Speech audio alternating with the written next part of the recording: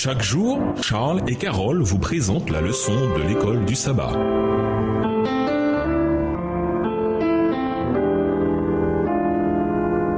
Bienvenue dans votre émission. Dieu nous parle. Nous voilà à la leçon 10, l'Amérique et Babylone. Étude de la semaine, Apocalypse 13, les versets 1 à 12, Apocalypse 14, les versets 9 à 11, Apocalypse 16, le verset 12, Apocalypse 19, le verset 20, Apocalypse 20, le verset 4, Jérémie 51, les versets 6, 7, 53 et 57, Apocalypse 18, les versets 1 à 4. Verset à mémoriser. En ce temps-là se dressera Michel, le grand prince, celui qui défend les gens de ton peuple. Ce sera un temps de détresse, tel qu'il n'y en a pas eu depuis qu'il existe une nation jusqu'à ce temps-là. En ce temps-là, ton peuple échappera, quiconque sera trouvé inscrit dans le livre. Daniel 12, verset 1. La semaine dernière, nous avons vu la Trinité contrefaite, Satan, le dragon et deux puissances terrestres qui, ensemble, vont persécuter le peuple de Dieu. L'une de ces puissances, la bête qui monte de la mer, Apocalypse 13, verset 1 à 10, est décrite comme un mélange entre un léopard, un ours et un lion, Apocalypse 13, verset 2. Des images venues directement de Daniel 7, versets 4 à 6. Nous avons vu la semaine 6 que dans Daniel 7, après l'ascension de Babylone, le lion des Médo-Perses, l'ours et de la Grèce, le léopard, est arrivé une dernière puissance terrestre, Rome. Elle a d'abord été la Rome païenne, la petite corne de Daniel 7, versets 7 à 8, 19 à 21, 23 à 25, sortie directement de la quatrième bête. Nous avons également vu que de nombreuses caractéristiques de la Rome papale, telle qu'elle est décrite dans ces versets de Daniel 7, réapparaissent chez la bête qui monte de la mer dans Apocalypse 13, versets 1 à 10. D'où le fait que les spécialistes de la Bible voient Rome comme l'un des antagonistes clés dans le scénario eschatologique d'Apocalypse 13. Cependant, Rome n'est pas seul. Il y a une autre puissance. Cette semaine, nous nous concentrerons principalement sur Apocalypse 13, ainsi que sur les événements et les puissances qui y sont décrits, toujours en nous posant ces questions. Cependant, Rome n'est pas seul. Il y a une autre puissance. Cette semaine, nous nous concentrerons principalement sur Apocalypse 13, ainsi que sur les événements et les puissances qui y sont décrits, toujours en nous posant ces questions. Que signifient ces événements et comment s'y préparer? Et nous vous laissons avec la réflexion du jour. Selon l'Apocalypse, les États-Unis jouent un rôle important dans la prophétie. À la fin des temps, tous les yeux seront tournés vers les États-Unis lorsque ce pays jouera un rôle central dans les événements à venir. Au revoir. Et à demain si Dieu veut. Dieu nous parle. Chaque jour, Charles et Carole vous présentent la leçon de l'école du sabbat.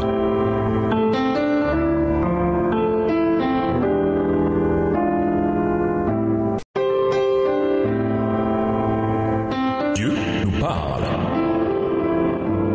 Chaque jour, Charles et Carole vous présentent la leçon de l'école du sabbat.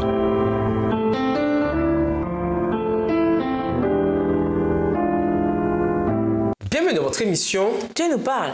Voilà la leçon de dimanche. Une blessure mortelle guérie. Lisons Apocalypse 13, versets 1 à 10 et passons en revue les raisons pour lesquelles ce passage fait référence à la papauté, à son rôle à la fois passé et à venir.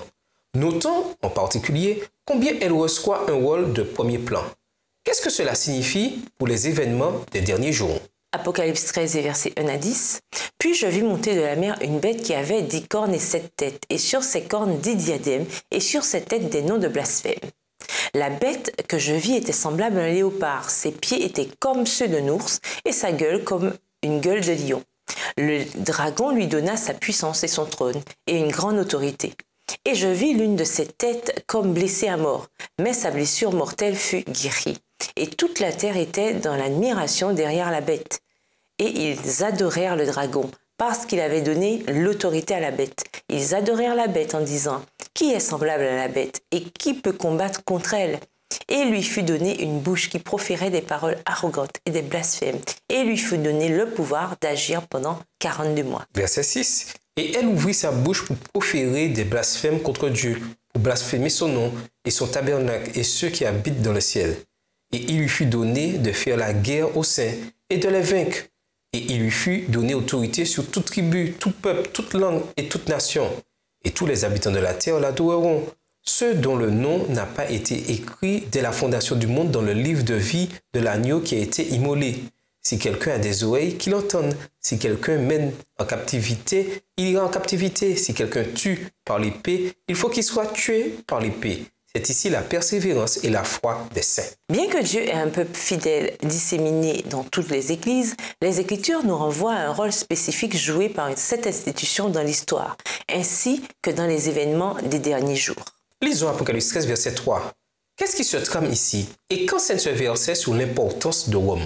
Apocalypse 13, verset 3. « Et je vis l'une de ses têtes comme blessée à mort, mais sa blessure mortelle fut guérie, et toute la terre était dans l'admiration derrière la bête. » Durant des siècles, l'Église romaine avait été la religion centrale et, à bien des égards, le centre politique du monde occidental. On voit un exemple éloquent de sa puissance dans l'histoire de l'empereur romain Henri IV, qui, provoquant la colère du pape Grégoire VII, s'est rendu au château du pape pour faire la paix. Là, l'empereur a dû patienter dans un parvis extérieur pendant 3 jours en plein hiver avant que le pape ne lui accorde une autre vue. Grégoire VII, ravi de son triomphe, se vanta en disant que son devoir était de rabaisser l'orgueil des rois. Néanmoins, à la fin du XVIIIe siècle, avec l'influence de la Réforme, des Lumières et de la Révolution française, l'hégémonie politique et religieuse de Rome avait volé en éclats. L'un des papes, Pie VI, fut même fait prisonnier par l'armée française en 1798 et il mourut en exil en 1799. Mais Apocalypse 13 parle d'une résurgence, de la guérison de sa blessure mortelle. Et bien que Rome aujourd'hui n'ait pas la puissance politique qu'elle exerçait au jour de Grégoire VII, grâce à la popularité des récents papes, c'est une force influente, à la fois religieuse et politique. Par exemple, l'allocution du pape François aux 2 chambres du Congrès américain en 2015 fut une première historique. Selon la prophétie, cette influence ne fera qu'augmenter. Comment être fidèle au message que nous avons été appelés à prêcher, mais de la manière la moins blessante possible? Pourquoi cependant ne devons-nous pas nous incliner face au politiquement correct dans notre proclamation de la vérité présente? Et nous vous laissons avec cette réflexion. Je vous ai dit tout cela pour que vous ayez la paix en restant unis à moi. Vous aurez à souffrir dans le monde, mais courage, j'ai vaincu le monde. Jean 16, verset 33. Au revoir. Et à demain si Dieu veut. Dieu nous parle.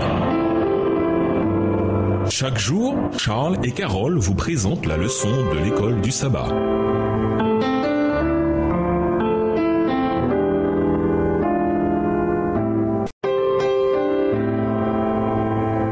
Dieu nous parle.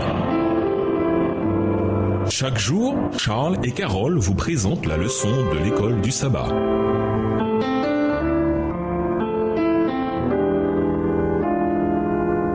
Bienvenue dans votre émission. Dieu nous parle. Nous voilà à la leçon de lundi, les États-Unis dans la prophétie. D'aucuns posent la question et c'est parfaitement compréhensible. Comment Rome peut-elle avoir cette influence aujourd'hui ou à l'avenir qui est décrite dans Apocalypse 13? Lisons Apocalypse 13, versets 11 et 12. Quels indices nous permettent d'identifier qui est cette puissance? Apocalypse 13, versets 11 et 12. « Puis je vis monter de la terre une autre bête qui avait 2 cornes semblables à celles d'un agneau et qui parlait comme un dragon. Elle exerçait toute l'autorité de la première bête en sa présence et elle faisait que la terre et ses habitants adoraient la première bête dont la blessure mortelle avait été guérie. » La bête qui précède celle-ci, considérée depuis longtemps par les protestants comme étant Rome, a été décrite comme ayant reçu le pouvoir pendant 42 mois. Apocalypse 13, verset 5. Les 42 mois sont la même période que le temps des temps et la moitié d'un temps, de Daniel 7, verset 25, ou 3 années et demie, Apocalypse 12, verset 14, ou les 1260 jours prophétiques, Apocalypse 12, verset 6, période durant laquelle la puissance papale a opprimé ceux qui s'opposaient à elle. Cette période prophétique, si l'on applique le principe jour-année, a commencé avec la suprématie de la papauté en 538 de notre ère et s'est achevée en 1798, année où le pape a été fait prisonnier. À ce moment-là, la puissance papale a reçu sa blessure mortelle et la prédiction s'est réalisée. Vers ce moment de l'histoire, vers la fin des 42 mois, en 1798, une autre puissance apparaît. Apocalypse 13, verset 11, Apocalypse 13, verset 1, venant cette fois de la terre, contrairement à beaucoup des puissances précédentes qui venaient de l'eau. Voir Daniel 7, les versets 2 et 3, symbole des foules de gens.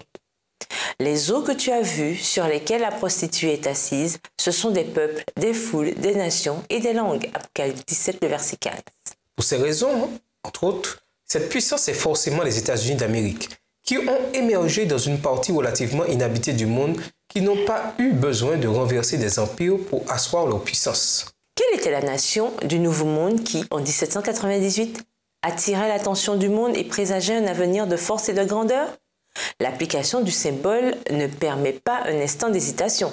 Une nation, une seule, remplit les conditions de cette prophétie, les États-Unis d'Amérique. Bien que cette puissance soit la première décrite comme ayant deux cornes comme un agneau, symbole de douceur, elle parlera comme un dragon, Apocalypse 13, verset 11, indiquant par là un temps de persécution comme ceux qui ont eu lieu sous les puissances précédentes. Apocalypse 13, verset 11 à 17, répond ensuite à la question du comment Rome peut exercer l'influence prédite par la prophétie. C'est qu'elle disposera de la force des États-Unis. Et nous vous laissons avec la question du jour. Lorsque vous passez par des situations difficiles, comment pouvez-vous apprendre de Jésus et imiter son caractère? Au revoir. Et à demain si Dieu veut. Dieu nous parle. Chaque jour, Charles et Carole vous présentent la leçon de l'école du sabbat.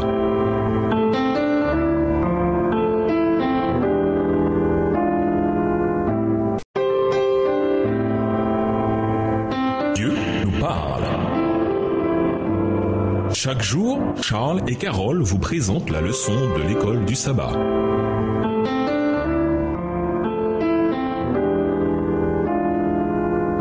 Bienvenue dans votre émission. Dieu nous parle. Dans la leçon de mardi, une question d'adoration. Tout au long de l'histoire sacrée, le Seigneur n'a eu de cesse de s'occuper de ceux qui tombaient dans l'idolâtrie et d'autres formes de faux cultes. Voir Matthieu 4, versets 8 à 10. Lors de la crise finale décrite dans Apocalypse 13, la question de l'adoration redeviendra l'enjeu crucial. Le peuple de Dieu aura également un choix à faire. Qui adoreront-ils et qui serviront-ils? Voir Josué 24, verset 15. Durant la semaine 2, dans la leçon intitulée « Daniel et les temps de la fin », nous avons étudié le récit des 3 jeunes Hébreux ayant reçu l'ordre d'adorer la statue d'or. Daniel 3, le verset 5.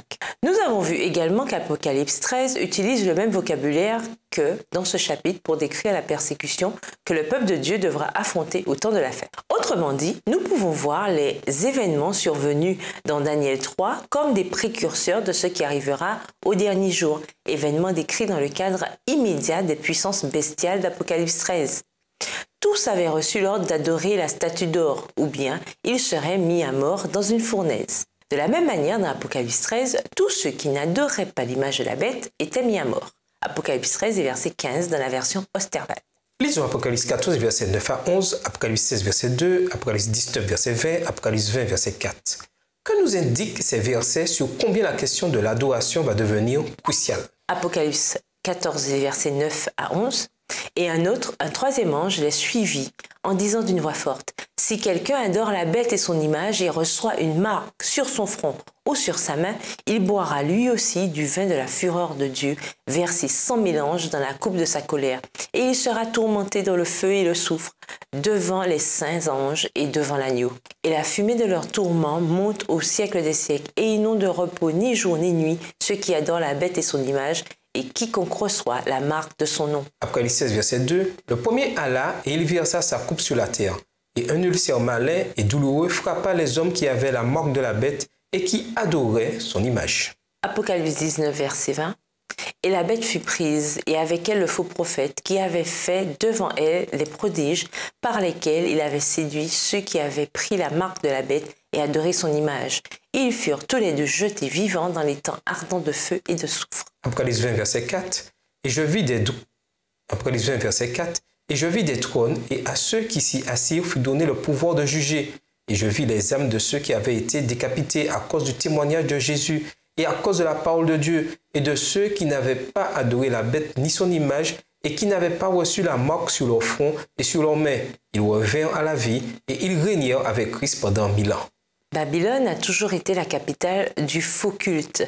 La tour de Babel témoignait du désir de ceux qui la bâtissaient, à l'instar de Lucifer, de monter sur les hauteurs des nuages, Ésaïe 14, verset 14, ainsi que de leurs efforts pour se sauver eux-mêmes en cas de nouveau déluge universel. Ainsi, ils refusaient de croire en la promesse de Dieu, qui disait que plus jamais il ne provoquerait d'autres déluges sur la terre. Genèse 9, les versets 8 à 11. L'empire néo-babylonais exaltait de la même manière l'œuvre de mains humaines. Nabuchodonosor louait Babylone la grande que j'ai bâtie. Daniel 4, verset 27. Plus tard, le roi Belshazzar prit les coupes d'or du temple de Salomon pour un festin, et ils burent du vin et louèrent les dieux d'or, d'argent, de bronze, de fer, de bois et de pierre. Daniel 5, versets 3 et 4. Remarquez que les coupes du temple étaient remplies de vin enivrant, qui altéra le jugement de tous ceux qui en buvaient. Ainsi, un grand nombre d'habitants de la ville moururent quand Babylone tomba. Une apparence extérieure de vérité peut nous tromper en travestissant le vin mortel de Babylone. Le faux culte et les fausses idées sont monnaie courante dans le royaume de Satan. Et nous vous laissons avec la question du jour. Comment s'assurer que nous ne sommes pas impliqués dans un quelconque faux culte aujourd'hui? Au revoir. Et à demain si Dieu veut. Dieu nous parle. Chaque jour, Charles et Carole vous présentent la leçon de l'école du sabbat.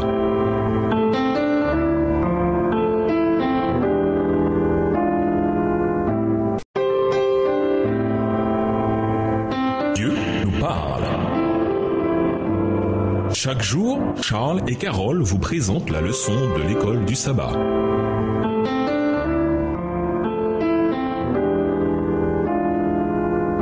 Bienvenue dans votre émission. Dieu nous parle. Nous voilà à la leçon de mercredi. Babylone la grande. Lisons les textes suivants. Que nous apprennent-ils sur Babylone? Jérémie 51, les versets 6, 7, 53 et 57. Zacharie 2, le verset 7. Apocalypse 17, les versets 5 à 6. Et Apocalypse 18, les versets 2 à 3. Jérémie 51, les versets 6, 7, 53 et 57. Fuyez de Babylone et que chacun sauve sa vie, de peur que vous ne périssiez dans sa ruine. Car c'est un temps de vengeance pour l'Éternel. Il va lui rendre selon ses œuvres. Babylone était dans la main de l'Éternel, une coupe d'or qui enivrait toute la terre. Les nations ont bu de son vin. C'est pourquoi les nations ont été comme en délire. Verset 53. Quand Babylone s'élèverait jusqu'aux cieux, quand elle rendrait inaccessibles ses hautes forteresses, j'enverrai contre elle les dévastateurs, dit l'Éternel. Verset 57. J'enivrerai ses princes et ses sages, ses gouverneurs, ses chefs et ses guerriers. Ils s'endormiront d'un sommeil éternel et ne se réveilleront plus, dit le roi, dont l'Éternel des armées est le nom. Zacharie 2, le verset 7. Sauve-toi, Sion, toi qui habites chez la fille de Babylone. Apocalypse 17, versets 5 et 6. Sur son front était écrit un nom, un mystère, Babylone la grande, la mère des impudiques et des abominations de la terre. Et je vis cette femme ivre du sang des saints et du sang des témoins de Jésus. Et, en la voyant, je fus saisi de grand étonnement. Apocalypse 18, les versets 2 et 3. Il cria d'une voix forte, disant « Elle est tombée, Babylone la grande. Elle est devenue une habitation de démons, un repère de tout esprit impur, un repère de tout oiseau impur et odieux, parce que toutes les nations ont bu du vin de la fureur de son impudicité, et que les rois de la terre se sont livrés avec elle à l'impudicité, et que les marchands de la terre se sont enrichis par la puissance de son luxe. » Comme nous l'avons vu hier, Babylone a un long passé en tant que capitale du faux culte. C'est donc un symbole approprié pour une puissance eschatologique qui trompe les nations. Comparons le dragon, la bête qui monte de la mer et la bête écarlate. Apocalypse 12, verset 3, Apocalypse 13, verset 1 à 3 et Apocalypse 17, verset 3. Quels sont les points communs et les différences? Apocalypse 12, verset 3.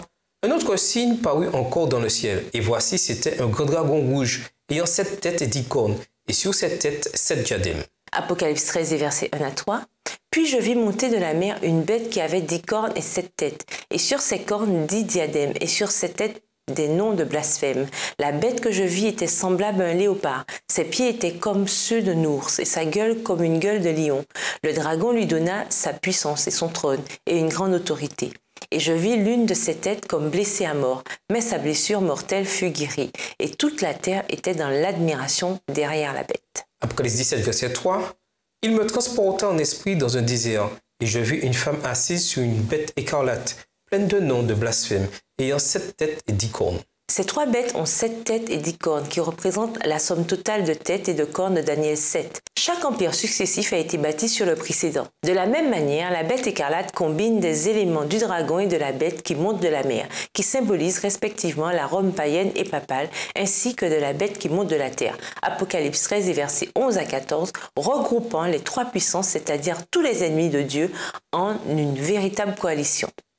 Élément supplémentaire d'Apocalypse 17, la femme montée sur la bête écarlate qui représente une union illicite de puissances religieuses et politiques. Cette femme est totalement à l'opposé de la femme pure d'Apocalypse 12. La femme pure d'Apocalypse 12 est au ciel, vêtue du soleil, couronnée de 12 étoiles, attraquée par le dragon, mère du reste. Tandis que la prostituée d'Apocalypse 17 est assise sur de grandes eaux, vêtue de pourpre et d'écarlate, ornée d'or, de pierres précieuses, de perles, soutenue par le dragon et mère des prostituées.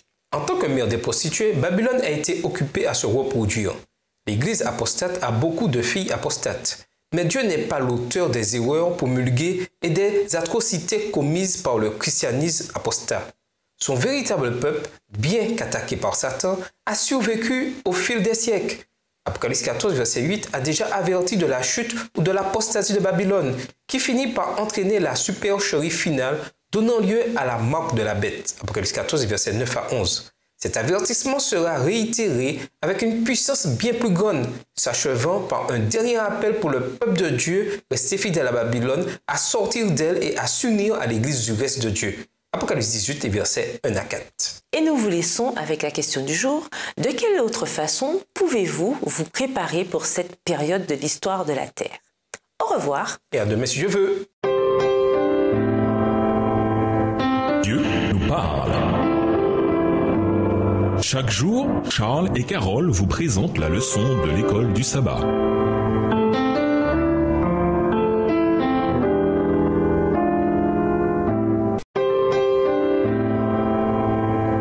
Dieu nous parle. Chaque jour, Charles et Carole vous présentent la leçon de l'école du sabbat.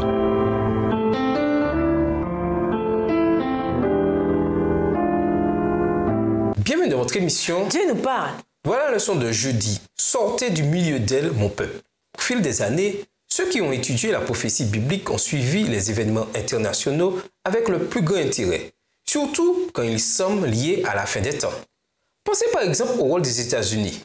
Dès 1851, certains adventistes identifiaient l'Amérique comme étant la deuxième bête, Apocalypse 13, versets 11 à 14, ce qui était remarquable étant donné le statut des États-Unis à l'époque. Au milieu des années 1800, les grandes puissances en place étaient toujours celles de l'Ancien Monde, la Prusse, la France, l'Autriche-Hongrie et l'Angleterre. À ce moment-là, l'Amérique disposait d'une armée en temps de paix d'environ 20 000 hommes, environ un dixième du nombre de combattants présents à la bataille de Waterloo, 1815. En 1814, 40 années auparavant, les Britanniques avaient envahi et incendié Washington. En 1867, les guerriers de Sitting Bull avaient écrasé le 7e régiment de la cavalerie du général Custer. Ainsi, même après que certains commentateurs avaient identifié les États-Unis comme la puissance qui imposerait un jour la marque de la bête au monde, la nation combattait encore les Amérindiens sur son propre sol, et il n'en sortait pas toujours vainqueur. Il n'y a aucun doute, les événements mondiaux se sont succédés, comme nous l'avions pensé. Mais d'autres choses doivent encore arriver avant que nous n'atteignions la fin. C'est pourquoi, par exemple, en parlant de la marque de la bête, il est très important de souligner que personne ne l'a pour le moment, que l'on garde ou non le 4e commandement. En outre, d'autres choses doivent encore arriver. Lisons Apocalypse 18 et versets 1 à 4. Que se trame-t-il ici et pourquoi est-ce important de s'en souvenir maintenant?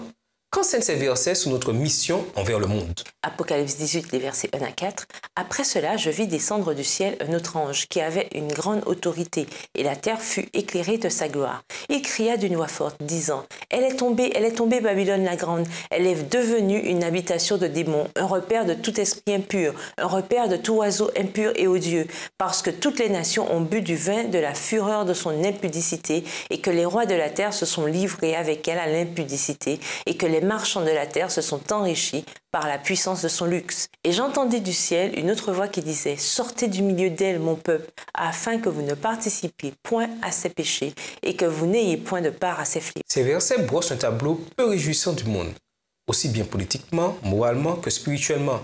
Ils décrivent l'influence malveillantes dans le monde d'un faux enseignement religieux.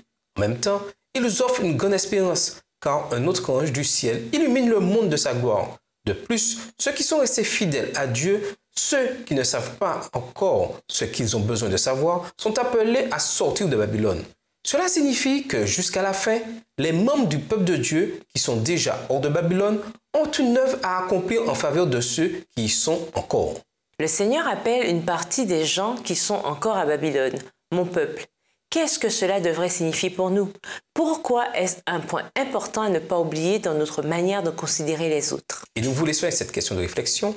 Les adventistes habitant actuellement aux États-Unis devraient-ils commencer à s'établir dans d'autres parties du monde pour éviter la persécution imminente? Au revoir. Et à demain si Dieu veut.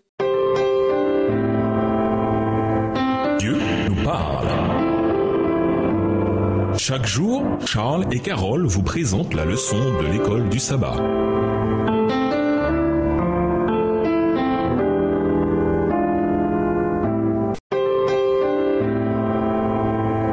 Dieu nous parle. Chaque jour, Charles et Carole vous présentent la leçon de l'école du sabbat.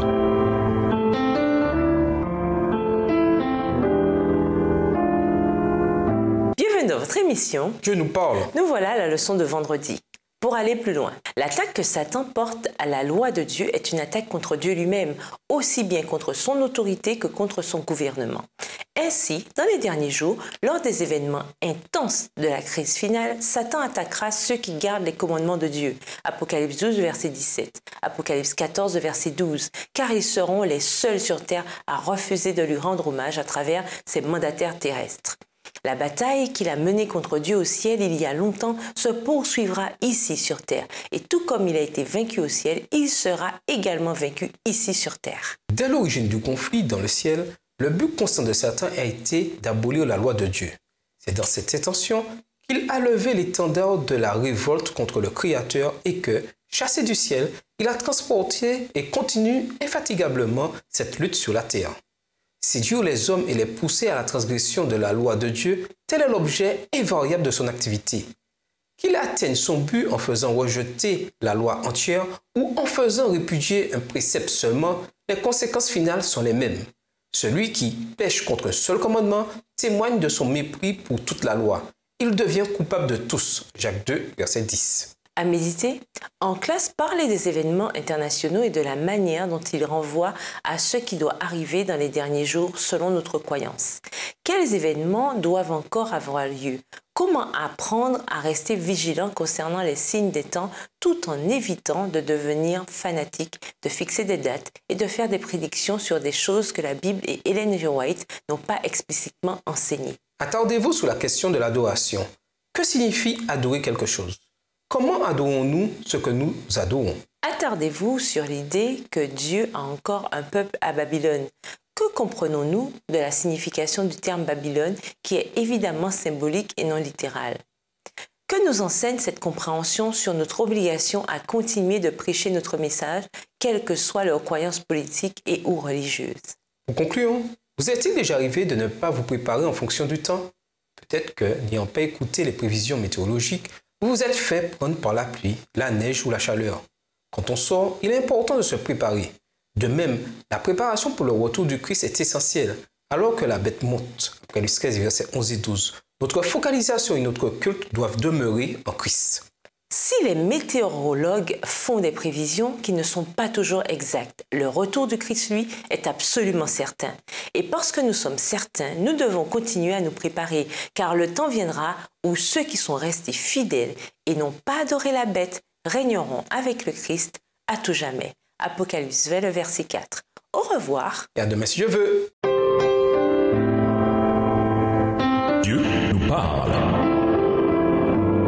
Chaque jour, Charles et Carole vous présentent la leçon de l'école du sabbat.